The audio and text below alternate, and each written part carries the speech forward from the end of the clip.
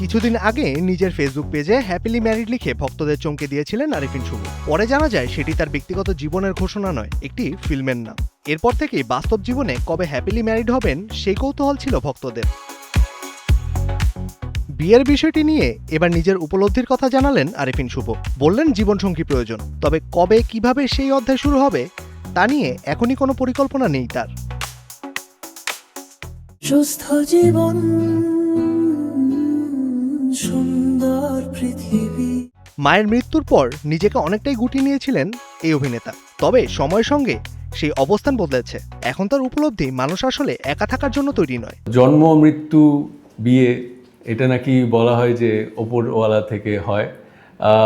যেহেতু আমি এখন হ্যাপিলি সিঙ্গল, বাট বাকিটা অবশ্যই মানুষ বোধহয় একলা বাঁচার জন্য তৈরি হয়নি, এই রিয়েলাইজেশনটা হয়েছে। মানুষ একলা বাঁচতে পারে না। আমার মা চলে যাবার পর এবং আরও বিভিন্ন ইনসিডেন্ট ঘটবার পর আমি একেবারে আইসোলেটেড করে ফেলেছিলাম নিজেকে। কিন্তু রিসেন্টলি আমি রিয়েলাইজ করছি আস্তে আস্তে যে মানুষ ডিজাইনড এভাবে না একলা বাঁচার জন্যে। সো অবশ্যই ওপরওয়ালা জানেন, যখন হবে তখন হবে। একসময় জীবনকে অনেক পরিকল্পনা ও কৌশল মেনে এগিয়ে নেওয়ার চেষ্টা করলেও এখন আর সেই পথে হাঁটতে চান না শুভ। বরং জীবনের স্রোত যেদিকে নিয়ে যাবে সেভাবেই জীবনকে উপভোগ করতে চান তিনি।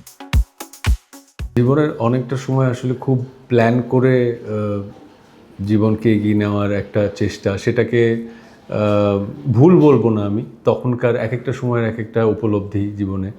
আমার এই মুহূর্তে এমন কোনো প্ল্যান বা স্ট্র্যাটেজি নেই যে এইভাবেই যাব বা এইভাবেই করব। জীবনের গতি, জীবনের স্রোত যেদিকে যেভাবে নিয়ে যাবে সেটাকে মেনে নিয়ে জীবনে পরিপূর্ণভাবে বাঁচার, জীবনকে উপলব্ধি করার, জীবনকে এক্সপিরিয়েন্স করার একটা প্রয়াস বোধহয় থাকবে আমার। বিয়ে নিয়ে কোনো নির্দিষ্ট পরিকল্পনা নেই, তবে ভবিষ্যৎ নিয়ে দরজাও বন্ধ করছেন না আরিফিন শুভ। তার ভাষায়, আকাশে চাঁদ উঠলে তা বলে দিতে হয় না, সময় হলে সবাই জানতে পারবে। মেজবাউদ্দিন, কালের কণ্ঠ।